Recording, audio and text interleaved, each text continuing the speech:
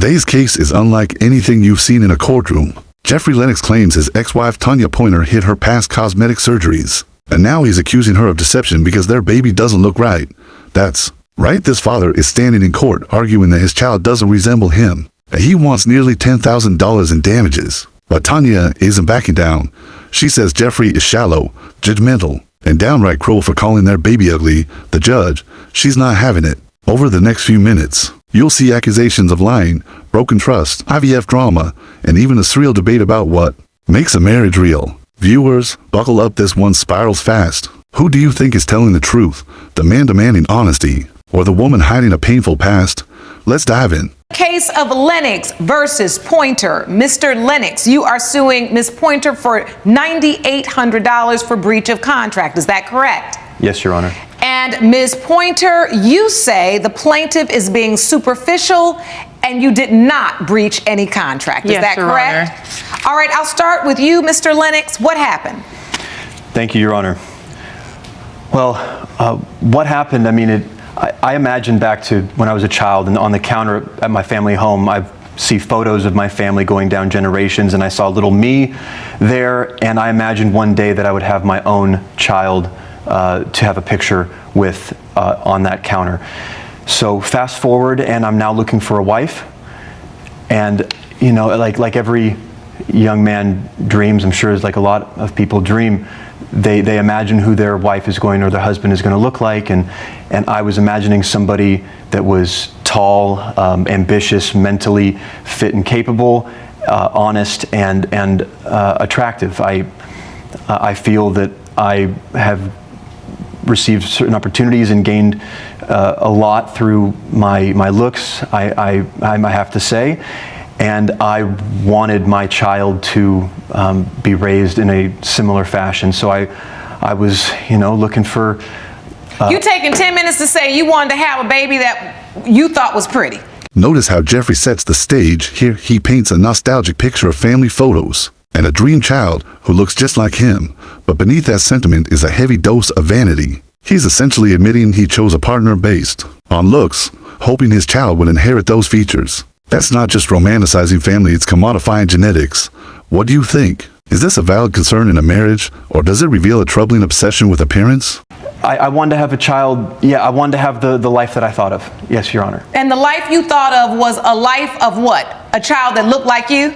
Yeah, I mean, a child that looked like yes, Your Honor. But not, I mean, I found Tanya at the gym after a spin class, and whatever boxes I may have needed to check, she seemed to check all of them. I mean, look at her. You met Mr. Lennox at the gym? Yes, Your Honor. You liked him, he liked you? Yes, Your Honor. You started a relationship? Yes, Your Honor. Were you or were you not forthcoming about your life, your family, your background, your past?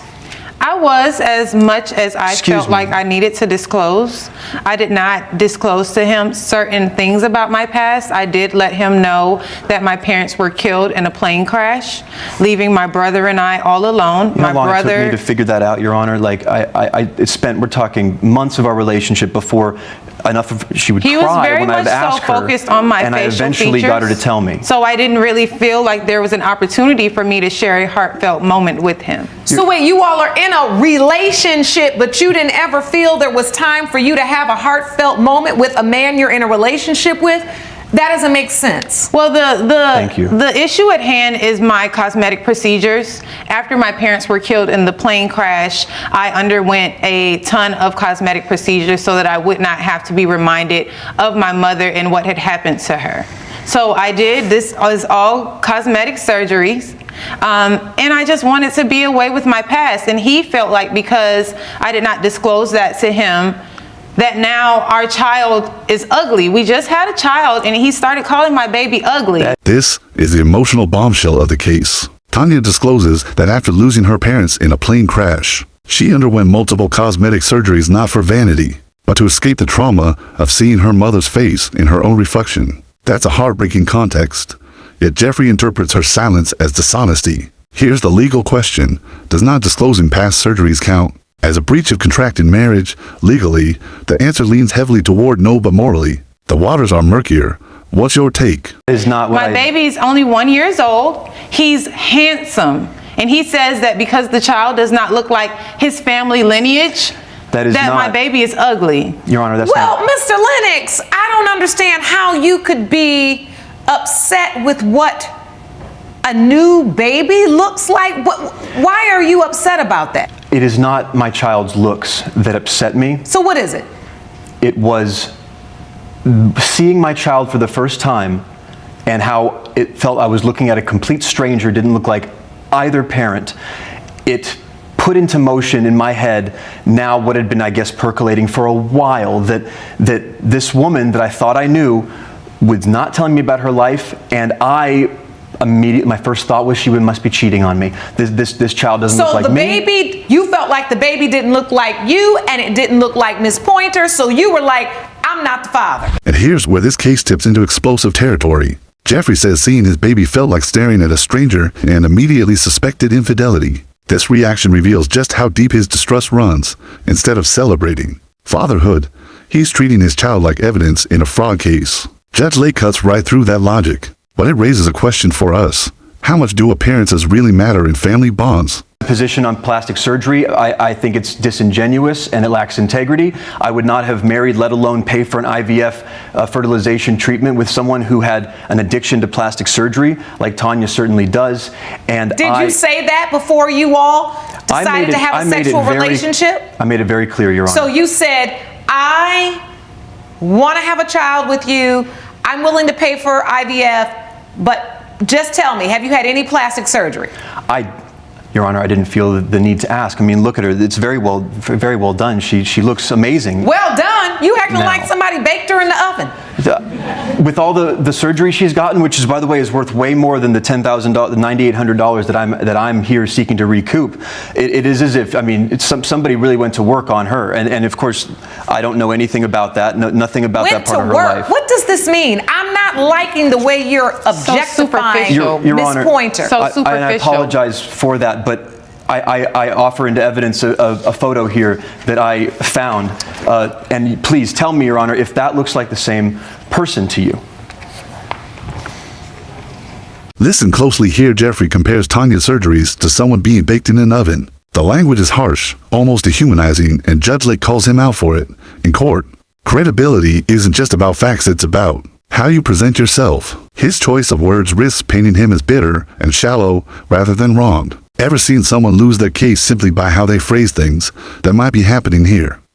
Actually, she looks a little different, but the shape of her face, the shape of her eyes, her eyebrows, and her nose is different.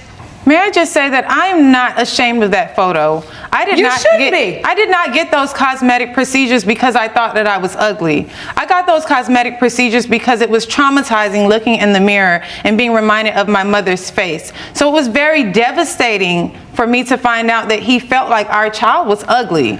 I did not get those procedures to become this different person. I got those procedures so that I wouldn't be reminded of what had happened in my past. And why did you say that you're the new Tanya now and the old Tanya is dead and forget about her? I mean, because the old Tanya died when her parents died. But you didn't know the old Tanya anyway, right? I didn't, and I still don't. I don't know the new one either. I had to pull teeth to get But wait a minute. This. So your testimony is you don't know her, but you also decided to pay for IVF treatments to have a baby with her, but you didn't know her. She wouldn't answer questions. She wouldn't tell you anything about her past. She wouldn't let you know about her family. But you know what? This is the girl I want to have a baby with through IVF. Make it make sense, Mr. Lennox. I don't have all day. This is the judge's turning point. She asks the obvious. If Jeffrey didn't know Tanya, didn't trust Tanya, why pay for IVF and have a child with her? His argument collapses under the weight of his own choices. In legal disputes, your past actions often tell a stronger story than your accusations, and here, Jeffrey's actions scream contradiction. Viewers, would you have gone through IVF with someone you admit you barely knew? She assured me that who she was loved me unconditionally, dearly, and that she was wholly honest with me and that there was no need for me to worry. Now I find out that that entire argument, that entire line, what she allowed me to believe, what I allowed myself to believe, that was a cover story to prevent me from understanding that she hacked at her body to upgrade herself. I mean, her brother apparently used it to try to start a new life. She upgrades her physical form or something. Your Honor. Hold on. Why are you being so melodramatic about plastic surgery? It's the lies. You say you're suing her for breach of contract. What's the contract? And it better say in this contract, I'm going to pay for this IVF as long as you are the natural, original version of yourself with no plastic surgery. I want to see that contract. Where is that? Your Honor, it's a marriage contract.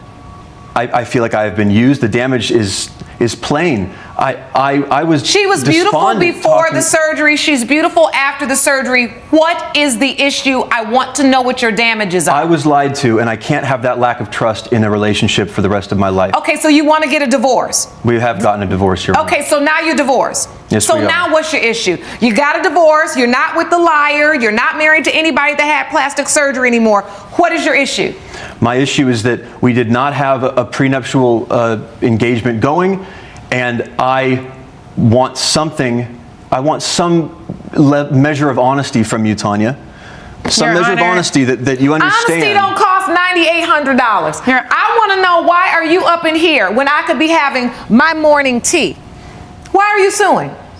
Because I said I had an ugly baby. There you go. Wasting my time. Is a picture of the baby in the evidence? Yes, it is. There he is right there.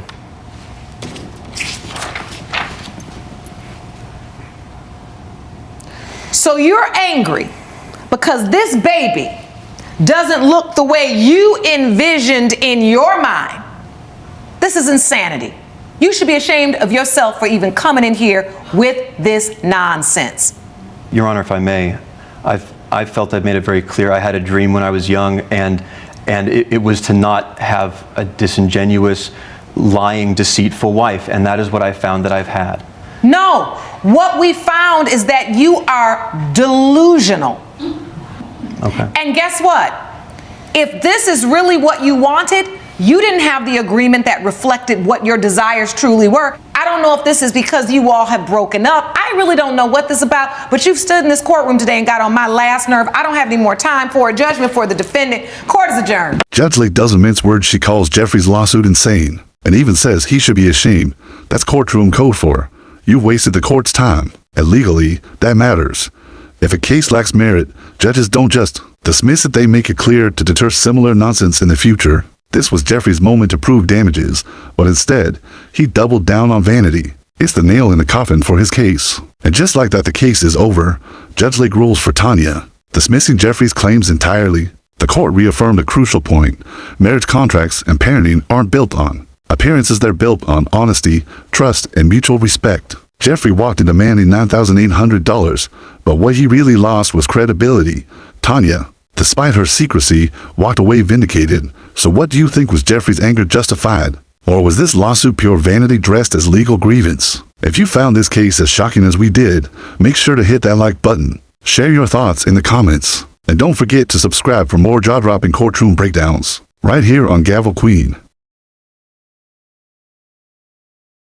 Case of Darcy versus McHenry. Ms. Darcy, you are suing Mr. McHenry for $224 over a cracked cell phone screen. Is that correct? Yes, Your Honor. And defendant Mr. McHenry, you claim that the plaintiff caused this issue, and you're countersuing for $303 for the cost of the ballet tickets. Is that correct? Yes. All right, let's start with you, Ms. Darcy. Tell the court what happened. Your Honor, I'm here today because Jonathan cracked my phone screen because he was throwing a tantrum when I had my phone out at the ballet. I was bored out of my mind and decided to text a few of my friends, and he got angry and grabbed it from me. I was not angry. He got angry because I wasn't enjoying it as much as him, and when he grabbed it, it flew under the seat in front of us and cracked. Mr. McHenry, I do want to hear from you as well. You had good intentions when you bought the ballet tickets. You thought it'd be something Ms. Darcy would enjoy. Yes. You enjoy the ballet? Oh, quite a lot. Was this okay, so this wasn't your first ballet?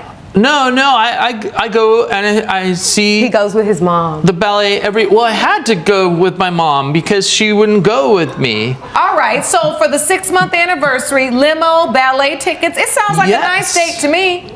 Good seats? Yes, we had the best seats in the house. That's the only seats to have? He was doing a very beautiful pirouette, and then out of nowhere is this cell phone like blurring all of his light everywhere. And I wanted us to enjoy the evening and have a really good time, and I thought we were. She admitted in court she was texting because she was bored.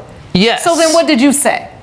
Well, I said, Minden, put down your phone. Like, you know, there's this, didn't you see the sign? He didn't say it in the calm way that he's saying it now. Like, it was aggression, and it was like... How aggressive? You're in the middle of the ballet. He didn't scream, did he? Okay, it was a condescending tone, Your Honor. And it's like he has this issue when things don't go his way. He wants to talk to me like he's a parent and not a boyfriend, and I don't appreciate that. I am and it's not my phone. your father. I'm not and a I parent. feel like if we're in a setting where everyone is focused on the stage and I am bored, instead of falling asleep, which I could have done and I thought I was going to do, I decided to just get in our group chat. Well, I just, you know, she didn't turn her phone off. How many times did you ask her? I believe it was 3 times. I just took the phone and I tried to turn it off. He snatched the phone, politely. Your Honor. He didn't take it. He just snatched the phone. And she pulled back and it shot across the room. It flew underneath the seat of this other couple that was there. And who were already annoyed because he was causing a scene. Everyone was looking at us like it was really embarrassing. What made you think you gonna grab a grown woman's phone and take it? But I could see how that could be distracting, right? Mm-hmm. But what I don't agree with are your methods. We got escorted out of the... Oh, because after the phone flew and all that happened, y'all got escorted out of the ballet. Yes. For you, Mr. McHenry, you do owe Miss Darcy for the damage you caused to her phone screen. That was your doing. Do you understand that? Yes. And because you chose the person you'd like to accompany to the ballet with you, you gifted her a ticket. And that is really all you're doing. You could have seen the entire ballet and she would have just been on the phone and you might have broken up with her after, but you would have seen the ballet you paid for. So unfortunately, your actions caused you to miss the ballet and not her. Now, you could have also been cold-blooded like her and just said, excuse me, I'm gonna go to the restroom, and gone to get the security.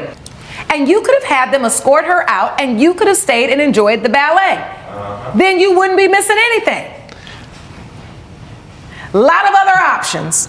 Unfortunately, you chose the wrong one. Judgment for the plaintiff for $224. The defendant's counterclaim is dismissed. Court is adjourned.